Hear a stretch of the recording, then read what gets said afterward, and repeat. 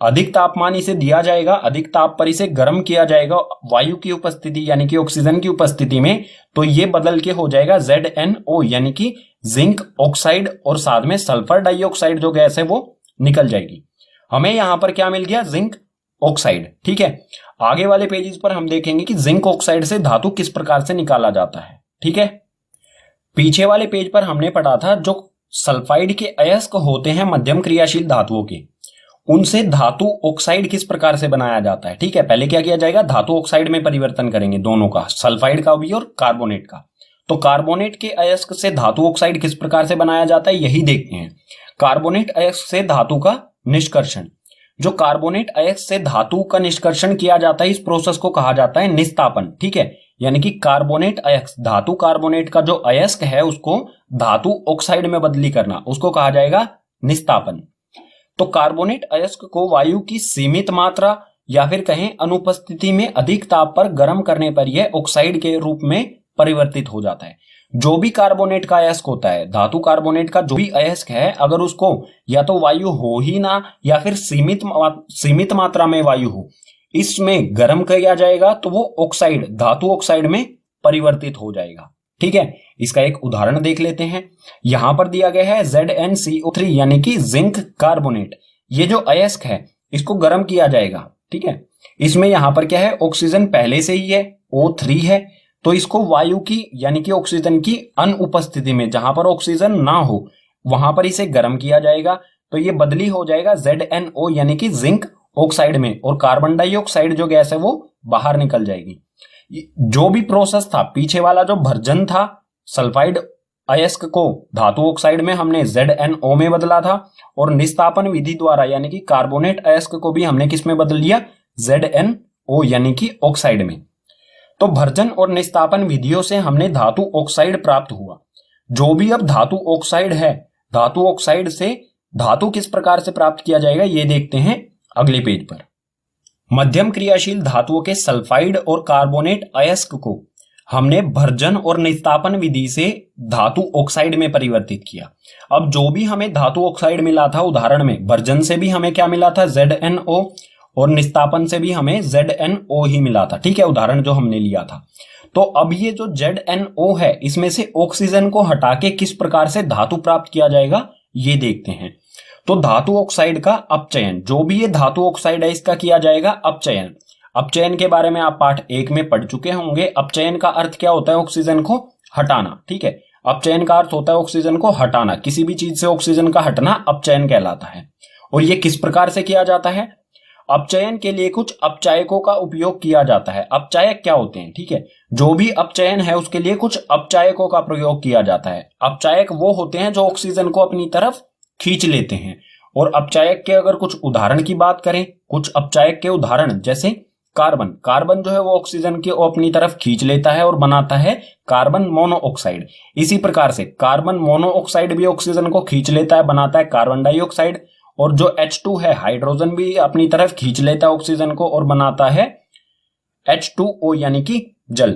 एक इसका उदाहरण ले लेते हैं। ठीक है, ये था हमारा ZnO।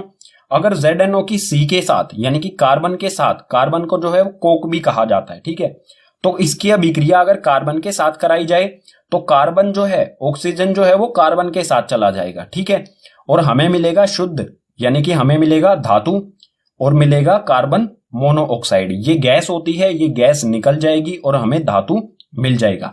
कम क्रियाशील और मध्यम क्रियाशील धातुओं के निष्कर्षण के बाद अब देखते हैं अधिक क्रियाशील धातुओं का निष्कर्षण किस प्रकार से किया जाएगा। अधिक क्रियाशील यानी कि जो सक्रियता श्रेणी में ऊपर की ओर दिए गए हैं। ठीक है, और इनके कुछ उदाहरण हो जाएंगे अधिक क्रियाशील धातुओं के, जैसे कि K यानी कि पोटेशियम, Na यानी कि सोडियम, Ca यानी कि कैल्शियम, Mg यानी कि मैग्नीशियम, इसके अलावा एल्यूमिनियम भी आता है इसमें। ठीक है, तो अधिक क्रियाशील धातुओं का निष्कर्षण यानी कि इन धातुओं को किस प्रकार से प्राप्त किया जाएगा इनके अयस्कों से।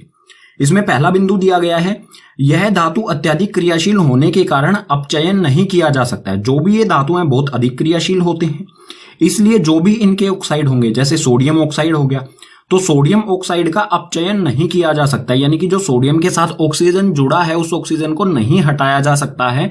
जो भी हमारे उपचायक होते हैं, उपचायक कौन कौन से होते हैं, जैसे कार्बन हो गया, कार्बन मोनोऑक्साइड हो गया, या फिर हाइड्रोजन, इनके द्वारा ऑक्सीजन को नहीं हटाया जा सकता है। ठीक है, यानी कि जो भी ये विधि है ऑक्सीजन अपचयन विधि इस पर लागू नहीं होगी। तो इनका निष्कर्षण किस प्रकार से किया जाएगा?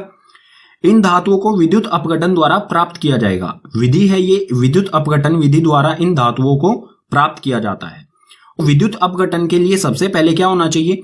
जो भी ये धातु हैं इनके अयस्क या तो हमें जो है वो धातु लवण के रूप में ही मिलते हैं या फिर और किसी भी अलग रूप में भी हैं, तो उन्हें सबसे पहले धातु लवण में परिवर्तित किया जाएगा। ठीक है, तो जो भी हमें धातु लवण मिला, धातु लवण का उदाहरण देख लेते हैं। जैसे NaCl, NaCl यानी कि सोडियम क्लोराइड, सोडियम से बनने वाला लवण है ये। ठीक है, तो NaCl से Na यानी कि सोडियम का निष्कर्षण किस प्रकार से किया जाएगा? NaCl से सोडियम किस प्रकार से प्राप्त किया जाएगा, इसे डायग्राम से समझते हैं।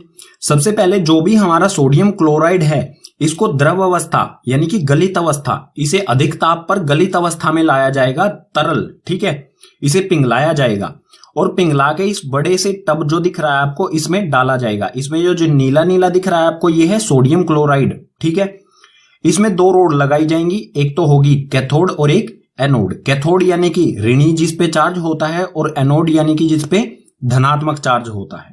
ठीक, अब जैसे ही इसमें से इसे एक बैटरी के साथ कनेक्ट किया जाएगा, जैसे ही विद्युत इसमें से प्रवाहित होगी, ठीक है, तो जो सोडियम और क्लोरीन है इनके बीच का जो आबंध है वो टूट जाएगा और सोडियम बनेगा Na पॉजिटिव चार्ज और क्लोरीन जो होगा वो नेगेटिव चार्ज, यानी कि सोडियम धनात्मक चार्ज क्योंकि ये एक इलेक्ट्रॉन का त्याग कर देता है, और क्लोरीन जो होगा वो ऋणी चार्ज होगा क्योंकि ये एक इलेक्ट्रॉन ग्रहण करता है। तो जो सोडियम हमेशा जमा वाला चार्ज जो है वो किसकी तरफ आकर्षित होता है? घटा की तरफ। तो जो सोडियम है वो कैथोड की तरफ आकर्षित होगा और जो क्लोरीन है वो एनोड यानी कि जमा की तरफ आकर्षित होगा। ठीक है, और क्लोरीन एनोड पर आकर गैस के रूप में यहां से निकल जाएगा एनोड से, और जो भी हमारा सोडियम धातु है वो कैथोड पर आकर निक्षेपित हो जाएगा। निक्षेपित यानी कि यहां पर आकर इस पे चिपक जाएगा, इकट्ठा हो जाएगा। सोडियम धातु हम कहां से प्राप्त करेंगे? कैथोड से, यानी कि जो भी अधिक क्रियाशील धातु हैं वो हमें कहां पर मिलेंगी? कैथोड पे। हमेशा धातु जो है वो हमें कैथोड से ही मिलेगा, और जो भी अधातु होगा लवण में, धातु लवण में जो भी अधातु होगा वो एनोड पर इकट्ठा होगा। ठीक है, धातु हमें मिल जाएगा कैथोड से। तो इसमें भी यही दिया गया है, धातु कैथोड पर मिलेगा हमें और क्लोरीन एनोड पर। ठीक है, क्लोरीन एनोड पर आएगी लेकिन गैस बन के निकल जाएगा। ठीक है, कम क्रियाशील, मध्यम क्रियाशील और अधिक क्रियाशील धातुओं के निष्कर्षण से जो हमें धातु प्राप्त हुआ है उसमें भी कुछ अशुद्धियां होती हैं जिन्हें अपद्रव्य कहा जाता है। ठीक है, उनको हटाना जरूरी होता है, नहीं तो वो धातु को कमजोर बनाती हैं। ठीक है, तो उनको हटाने के लिए हम करते हैं चरण 3 जो है धातुओं का परिष्करण। ठीक है, जो भी अपद्रव्य होते हैं उनको हटाने के लिए हम उपयोग में लाते हैं धातुओं का परिष्करण। ये किस प्रकार से किया जाता है? इसमें बिंदु दिया गया है, हमें इसे पढ़ते हैं।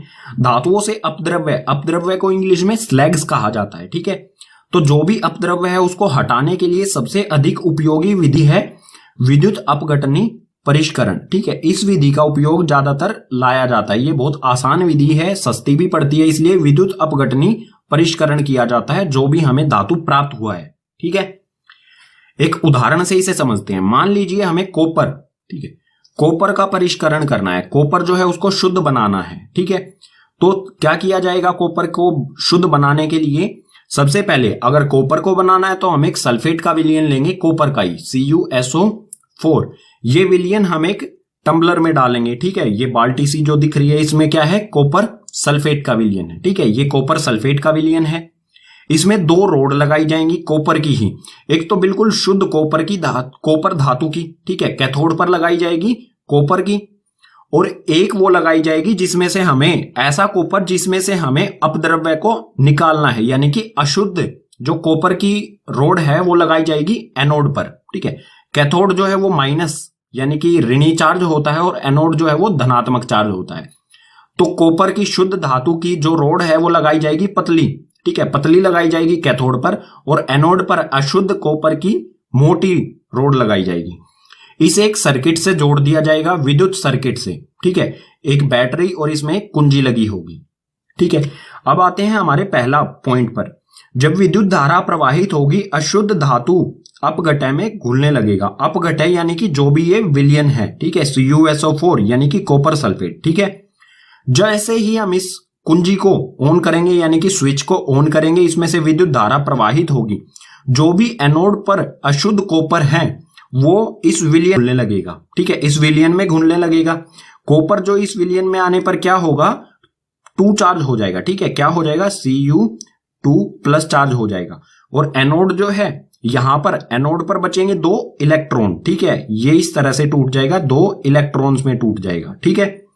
जो कॉपर ये वाला पार्ट है ये विलयन में घुल जाएगा और 2 इलेक्ट्रॉन है सर्किट से होते हुए कैथोड पर आ जाएंगे, ठीक है। अगला बिंदु दिया गया है, उसी समय अपघटय से शुद्ध धातु उतनी ही मात्रा में कैथोड पर निक्षेपित हो जाता है। अपघटय यानी कि CuSO4। जो एनोड से विलयन में जितना कॉपर घुला है उतना ही कॉपर जो है विलयन से कैथोड पर आके निक्षेपित यानी कि जम जाता है, ठीक है, इस रोड पर जम जाएगा। ऐसे ही ये प्रोसेस चलता रहेगा। इसमें से धातु जो है, मतलब जो भी धातु है इसमें से पिघल के विलयन में घुलेगा और विलयन में जो कॉपर है धातु वो कैथोड पर आके जम जाएगा। कुछ देर इस स्विच को ऑन रहने से क्या होगा, जो ये मोटी रोड थी हमने जो एनोड पर लगाई थी ये धीरे धीरे पतली हो जाएगी और कैथोड पर जो पतली रोड लगाई थी ये मोटी हो जाएगी, क्योंकि इस पे जो कॉपर था अशुद्ध कॉपर वो शुद्ध पहले विलयन में घुला और उसके बाद विलयन से कैथोड पर शुद्ध धातु यहां पर इस पे आके चिपक जाएगा। और जो भी इसमें अशुद्धि यानी कि अपद्रव्य होंगे उनका क्या होगा, अविलेय अशुद्धि एनोड तली पर निक्षेपित होती है जिससे एनोड पंख कहते हैं। जो भी अशुद्धियां थी अपद्रव्य यानी कि स्लैग्स थे वो क्या होंगे, एनोड के नीचे इकट्ठे हो जाएंगे, ठीक है। ये लाल लाल सा आपको दिख रहा है ये क्या है, अपद्रव्य अशुद्धियां, ठीक है, स्लैग्स जिसे कहेंगे हम, यहां पर ये इकट्ठी हो जाएगी। और जो भी ये अशुद्धि यहां पर इकट्ठी हुई हैं इन्हें एनोड पंख भी कहा जाता है, ठीक है। अब यहां पर जो भी ये प्रक्रिया हुई है इसमें एक रासायनिक अभिक्रिया हुई है, इसे आगे वाले पेज पर समझते हैं। विद्युत अपघटनी को इस डायग्राम की सहायता से पीछे वाले पेज पर हमने समझ लिया था। अब देख लेते हैं एनोड पर और कैथोड पर जो अभिक्रिया हुई वो किस प्रकार से हुई, ठीक है। तो एनोड ये इंग्लिश में लिखा गया है, कोई फर्क नहीं पड़ता, इसे लिख देते हैं एनोड, ठीक है, और ये कैथोड। तो एनोड पर क्या हुआ, जो भी अशुद्ध कॉपर था, ठीक है, जो भी अशुद्ध कॉपर था उसने 2 इलेक्ट्रॉन त्याग दिए। जैसे ही स्विच कुंजी को ऑन किया गया इसने 2 इलेक्ट्रॉनों का त्याग कर दिया, ठीक है, ये है कॉपर। जैसे ही विद्युत धारा इसमें से प्रवाहित की गई तो कॉपर जो है वो 2 धन आयन बनाता है, ठीक है, क्योंकि इसने 2 इलेक्ट्रॉनों का त्याग कर दिया। और ये जो कॉपर है 2 पॉजिटिव यानी कि 2 धन आयन, ये जो है इस विलयन में घुल जाता है और जो इस विलयन में कॉपर होता है वो कैथोड पर आ जाता है, ठीक है। एनोड की अभिक्रिया ये हुई। कैथोड पर क्या हुआ, जो विलयन में कॉपर था, ठीक है, ये विलयन वाला कॉपर, इसके पास क्या है 2 इलेक्ट्रॉन, ठीक है, 2 इलेक्ट्रॉन धनायन है। और जो एनोड पर इसने त्याग किए थे 2 इलेक्ट्रॉन वो घूमकर इस सर्किट से किस पर आ जाते हैं, कैथोड पर, ठीक है।